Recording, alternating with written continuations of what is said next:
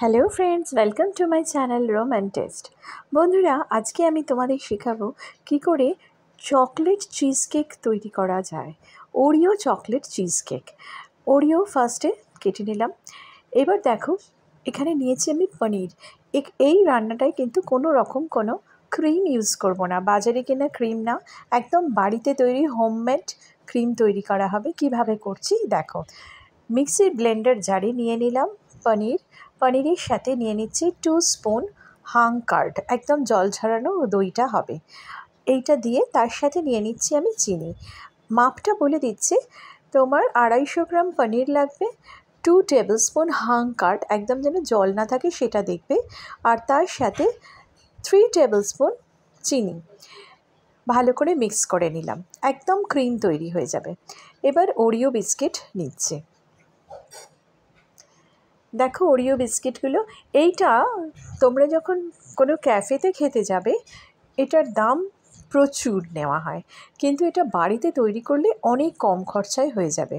বাড়িতে যদি 250 গ্রাম পনির দিয়ে এটা করো তাহলে তোমাদের মোটামুটি 110 টাকার মধ্যে, 120 টাকা মধ্যে তোমার পুরো রান্নাটা রেডি, এই চিজ কেক তৈরি হয়ে যাবে। দেখো ওরিও বিস্কিটগুলো আমি এবারে দিয়ে, ওরিও বিস্কিটগুলো আমি ক্রাশ করে নেব। ভালো করে ক্রাশ করে নাও। ক্রাশ করে একদম পাউডার টাইপের টেক্সচারও করে নিতে পারো। একদম পাউডারি টাইপের টেক্সচার করে নিয়ে বাটির নিচে দিলাম আমি সেট করতে।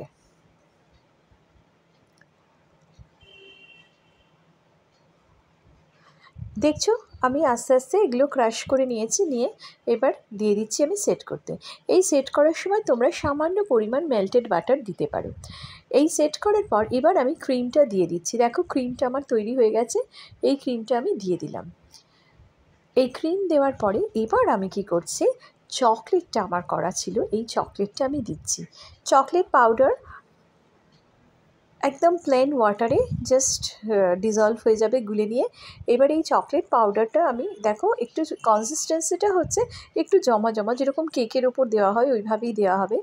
এরপর এটাকে মার্বেল ফিনিশিং আনার জন্য একটা জাস্ট এইভাবে দিয়ে তারপরে একটা টুথপিক দিয়ে কিন্তু ডিজাইন করলে খুব সুন্দর মার্বেল ফিনিশ টেক্সচারটা চলে আসবে।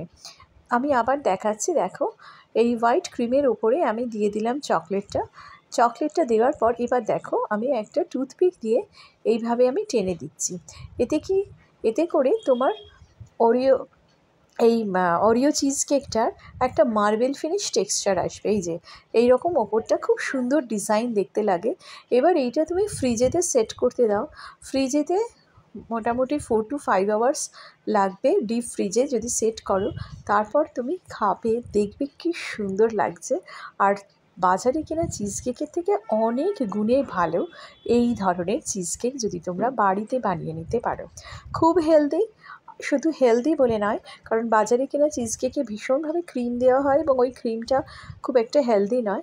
বাট এইটা হচ্ছে খুব হেলদি, কারণ তুমি পনির আর টক দই দিয়ে বানাচ্ছো ক্রিমটা। কেমন লাগলো ভিডিওটা কমেন্ট করে জানিও, লাইক শেয়ার করো।